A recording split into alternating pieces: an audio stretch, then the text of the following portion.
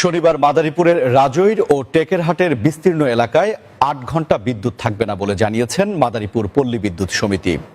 মাদারীপুরের রাজৈর ও টেকেরহাট জোনাল অফিসের গ্রাহকদের অবগতির জন্য জানানো যাচ্ছে যে আগামী শনিবার অর্থাৎ ২৪ জানুয়ারি বিদ্যুৎ সরবরাহ সাময়িক বন্ধ থাকবে।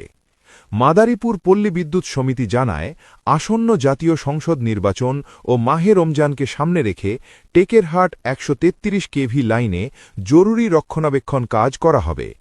এ কারণে শনিবার সকাল ৮টা থেকে বিকেল ৪টি পর্যন্ত টানা ৮ ঘণ্টা বিদ্যুৎ পাওয়া যাবে না।